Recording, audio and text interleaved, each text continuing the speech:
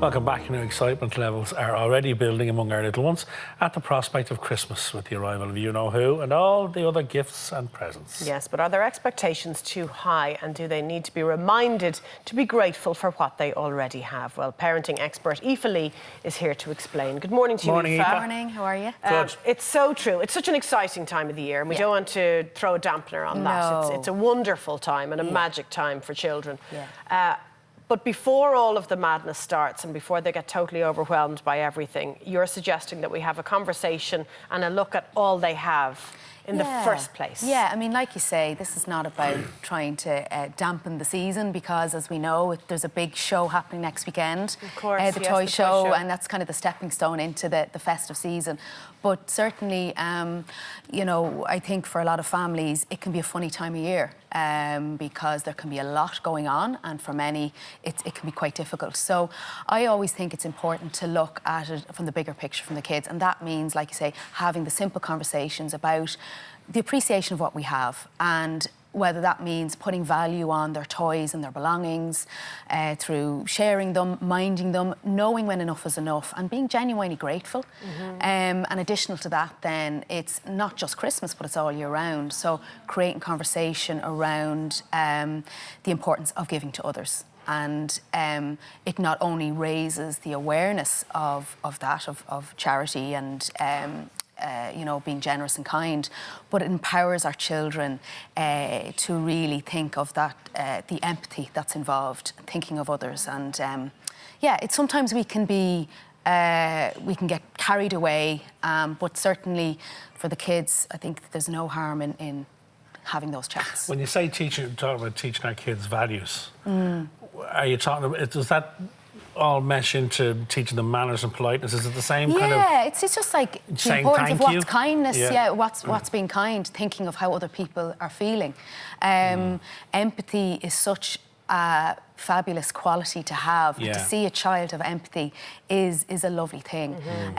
Like, you know, we were talking earlier about there's so many Santa experiences now, which are 2 and 3 hours long, and some of them are absolutely fabulous. I'm aware that Santa arrived into a department store during the week, and I know for them it's €10 per family, and all proceeds go to St Vincent de Paul. And while we might take the kids and they'll have that Santa experience, talk to them. And sometimes we might kind of like, oh, I'm not really too sure how to say it or what to say. Just be straight and tell them we're going here because this is what we want to do this year. Of course, yeah. You know? I know a friend of mine last year walked down Grafton Street and had her eldest boy, which he probably was about 9 at the time, buy lunch for someone who was living on the street. Yeah. And she said it changed his whole perspective. Really? Yeah, and I actually thought, and I haven't, to be honest, done it with my children yet, but they have reached a stage quite recently of asking questions about why that person is on the street and do they really live there. And that's your opportunity. And I think to that's have that probably the right time. The right time. And the recent Christmas shoebox appeal. Yes. I mean, that's very much a child-led initiative where they are packing a box that is full of essentials and you know, some nice gifts for a child exactly the same age as them. And the reality is a lot of those are shipped off, but it's so real because there's so many children here in Ireland that are, you know... What an incredibly brilliant idea, though. Not just for what the kids are getting, gorgeous. For our kids, it's when not they're packing it up. That's it. And you know, we can donate money, but this is a box of stuff that someone else is going to get and stuff. Open. And for children to be able to say, do they not have a toothbrush? Why are we putting a toothbrush in? Basic stuff. It's the reality of it. So, how do we stop very well-meaning friends, relatives giving the kids too much? Yeah. And I know we all do it. I'm guilty myself of it with nephews and whatever. Yeah. Would you say, sure, look, it's Christmas. Christmas, I know. I mean, the thing is, there's aunties, uncles, nannies, granddads, godparents, neighbours, family, friends, and it just gets so much. And, you know, I know in our family, we both, my husband and my sides of the family, all the aunties and uncles are doing like a Chris Kindle among the nieces and nephews. Oh, very good. So they're not getting 10 different gifts. They get one. They get one decent one that they actually really like, and it's a great way. And I think, you know, people understand and they appreciate it, and takes the pressure off everybody as well to spend that volume of money.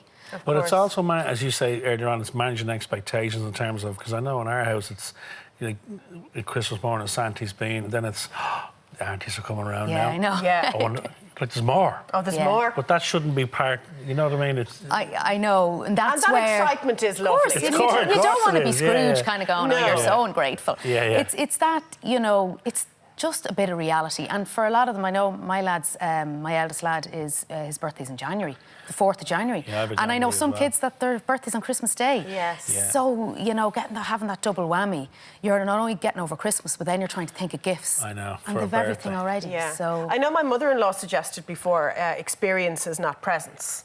And I Yeah, think that's lovely. that's great, yeah. Because it's the panto tickets, Yeah. Yes. it's the stuff that you have to Yeah. buy, and it actually all Yeah. adds up. It's Yeah. quite expensive. But more importantly, you're actually hanging out with them, you're with the spending kids. time with Yeah, them. doing you know? something with the Doing kids. something with How them. original. yeah. And that's, yeah, it does. And like cinema vouchers or all of those that the kids will actually really genuinely enjoy. Yes. You know. You touched on this one earlier, but you were talking about introducing kids to kind of the idea of charity. Yeah. The idea of helping people. Is it like Anna said, it's waiting for the right moment to start that conversation? Yeah, well, believe it or not, children start to show signs of empathy from about 18 months, right? And that is about being kind, being gentle. As children go into, 2 and 3-year-olds, they believe the world revolves around them. You know, and that's why they've great difficulty sharing and I taking know some turns. adults who think that as well. So, and that just shows you that, like, you know, as our toddlers start Yeah. kind of reaching that age where they understand about kindness and being gentle and sharing, that's the time. So you might have older siblings at home or parents that are involved in charities that are it's very personal to them. Because the more our children see, the more it's part of their everyday lives. And it mightn't be throughout the year, but on occasion, whether it is sponsored walks, it could be school fundraisers, it's creating it that it's a normal conversation at home, you know, around the dinner table. And you can get the kids and ask them what they'd like to get involved in. And they're hearing about things as well during the school year, you know. It's not just a shoebox appeal. The notion and the idea of raising money for or doing a thing for someone else, it's kind of, it's instilled in them, I think, more than it was when we were in school. Oh, for sure. Absolutely, yeah. You know, there There's was a an lot annual more. appeal maybe when we There were was in the school. Troker box. That was Exactly, it, yeah. yeah. But now it's kind of the stuff throughout the year. Yeah, and it's more real, you know. Yeah. And like I know our older lad wanted to raise money for. Again, it says St Vincent de Paul, and they've got a great website where you can set up your own fundraiser. Yeah. And he did a walk up Ticknock Hill with his pals, and he raised a couple of £100. And you know, he didn't do it. isn't You it? know, he didn't do it for himself. Why did he want to do it? What was the trigger, do you think? I think he's probably a child that just is aware of others, and That's you know, lovely. it's not that we were drilling it in at home. He Yeah, actually yeah. wanted to do it. So, you know, and he is that child as well that will pass someone on the street and want And to ask the questions. Give, you know, he'll have a euro in his pocket and he'll pop it in the box. Yeah. So It gives you hope, doesn't it? It Just does, gives you hope actually. for the future. Some tips on how to teach the children to be grateful. Be a role model yourself. I suppose that's so it's- important. It yeah. starts with you, doesn't it? Yeah, and like in the grand scheme of things, like with parenting, like when I work with families, I do talk about the importance of tuning into our kids. You know, if you're going through a bit of a rough patch. But likewise, the kids are so tuned into us. They can see what we're doing, they can listen to what we hear, and they're very easily influenced. So if we are being kind, if they see that we have a generosity about us and that we have an awareness and empathy, they will pick up on that. And if we live by our values and our beliefs, then it's just part of their everyday lives. You know, so It's that learned behaviour thing, isn't it? yeah, absolutely. And show that you're listening. Listening, yeah, the more we listen, the more our children feel appreciation and understood. Children grow to learn and appreciate the value and the importance of listening to others. And that's, again, it's another lovely quality to have. And it's all about appreciation and being grateful, you know. Yeah. And praise comes into it as well, doesn't it? Yeah, a lot of encouragement and praise. The more we praise, and, you know, lots of parents will say, can you praise your children too much? I think if you're focusing on particular behaviours, change behaviours and best efforts, to name them and acknowledge them is a great way for our children. to also learn about and be encouraged to praising others. I don't know whether your kids, you ever hear them say, you know, well done, Mum, or good job, Dad. It's because they've heard us saying it. It's very funny when you hear that. Got them something. Yeah. Well done, Dad. Yeah, you're the best mum ever when you give them something they want. They open the sweet. But that doesn't cost anything. No, it doesn't. You know, I'm not here, you know. I mean, a lot of us do all of this anyway. No, but it is learned behaviour. Yeah, and it just raises awareness. Yeah. Thank you very kindly. Okay. Thank you, Aoife. Thanks, Aoife.